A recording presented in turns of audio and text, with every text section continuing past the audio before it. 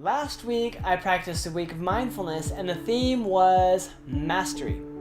And in my week of mastery, I thought a lot about self-improvement. And when it comes to self-improvement, that's something that I've really been working on for the last 3 years since moving to Japan. I've done a lot of work to improve myself as a person, and I've seen a lot of improvement, and kind of reflecting on that has made me think of 3 main things when it comes to mastering anything. The first one being consistency. When it comes to learning any skill, being consistent is so important. If you want to learn a language, for example, studying every day, practicing every day, even if it's just 10-15 minutes, doing it every day is so important compared to doing it once a week or once a month.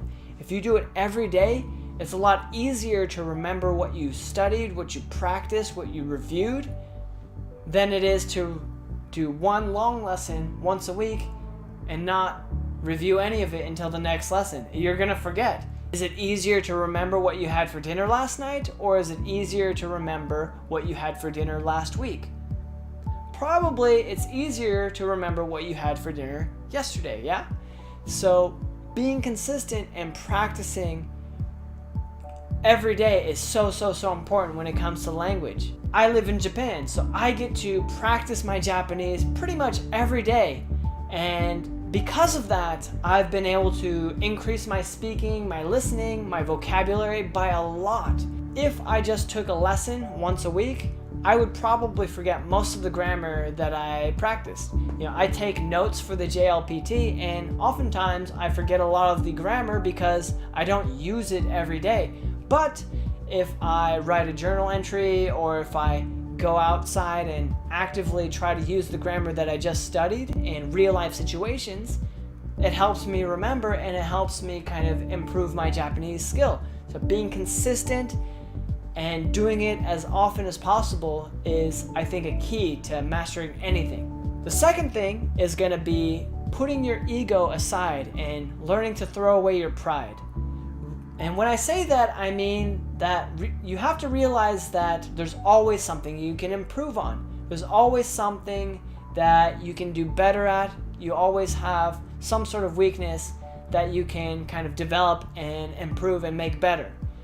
In my case, my grammar is not so good. My grammar is terrible, but the more I realize that I have things to work on, I kind of go back, I study it, and that's helped me improve my speaking ability in Japanese a lot.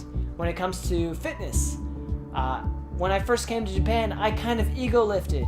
And if you don't know what ego lifting is when you try to lift more weight than you actually can, because it looks cooler, because your pride wants you to get stronger faster. You don't want to do it the proper way. So oftentimes if you go to the gym, you'll see someone doing quarter reps. Maybe they'll be kind of cheating on the bench press, stuff like that, doing the super arch. And that's ego. That's pure ego. Once I realized that I need to focus on my form, I need to do proper full range of motion, I need to kind of lower the weight to fit what I can actually do, that's when I started really improving.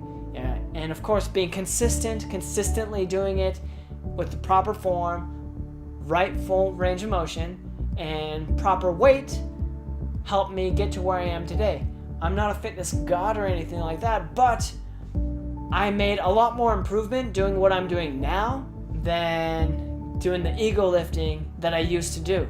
So realizing that, there's always something you can get better at. There's always something to improve, and just kind of putting the ego aside, putting your pride aside, can help you kind of see where it is that you're lacking, and it can help you kind of identify what it is you can get better at. Number 3, which is to realize that there's always going to be someone better than you.